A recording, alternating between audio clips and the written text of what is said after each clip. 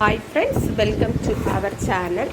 இந்த வீடியோவில் என்ன பார்க்க போகிறோன்னா ஃப்ரெண்ட்ஸ், சூப்பராக ஒரு சப்பாத்தியில் நம்ம முட்டை கலந்து சூப்பராக முட்டை கொத்து சப்பாத்தி எப்படி பண்ணலான்னு பார்க்கலாம் ஃப்ரெண்ட்ஸ்.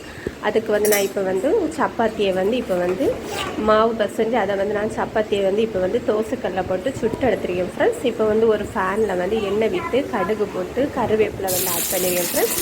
இப்போ கருவேப்பிலை பொரிஞ்சதை நான் 2 பெரிய வெங்காயத்தை பொடியாக நறுக்கி வச்சுருக்கேன். அந்த வெங்காயத்தை போட்டு அதில் நல்லா வதக்கும் ஃப்ரெண்ட்ஸ். வெங்காயம் கொஞ்சம் ஓரளவு வதங்கும் போதே 2 பச்சை மிளகாயும் பொடியாக நறுக்கி வச்சுருக்கேன். அதை போட்டு அதில் வதக்கும் ஃப்ரெண்ட்ஸ். அது நல்லா வதங்கட்டு.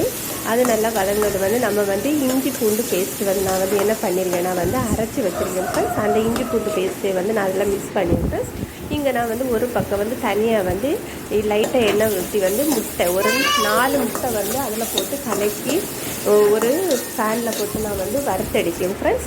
இப்போ இங்கே இஞ்சி பூண்டு பேஸ்ட் எல்லாமே நல்லா வதங்கினது நம்ம தேவையான மசாலா, மஞ்சள்தூள், கரம் மசாலா, அப்புறம் மிளகாய்த்தூள், கொஞ்சம் ஜீரகத்தூள் ஆட் பண்ணி அது பச்சை வாசனை போகிறது தக்குன்னு வதக்கி விட்டேன். அது பச்சை வாசனை போகிறது வரை வதக்கிட்டு நம்ம இப்போ பொடியாக நறுக்கி வச்சா 2 தக்காளி அதில் மிக்ஸ் பண்ணுவோம் ஃப்ரெண்ட்ஸ்.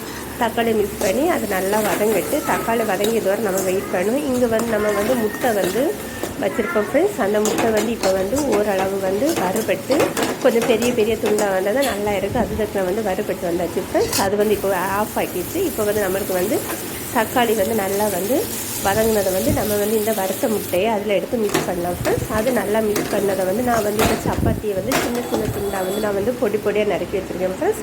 அதை அதில் தட்டியேன் ஃப்ரெண்ட்ஸ். தட்டி கிண்டி கொஞ்சம் நேரம் கிண்டி எடுத்து அந்த மசாலா எல்லாம் மிக்ஸ் ஆகுனதை மல்லியில போட்டு இறக்குனா என்னோடய ஸ்டைலில் சூப்பரான சப்பாத்தி ரெடி ஆகிடுச்சு ஃப்ரெண்ட்ஸ். முட்டை கொத்து சப்பாத்தி ரெடி ஆகிடுச்சு. நான் இது மேலே சின்னதாக கொஞ்சம் கப்பு வச்சு நைஸ் பண்ணேன் ஃப்ரெண்ட்ஸ். வீடியோ பிடித்திருந்த சேனலை சப்ஸ்கிரைப் பண்ணுங்கள்.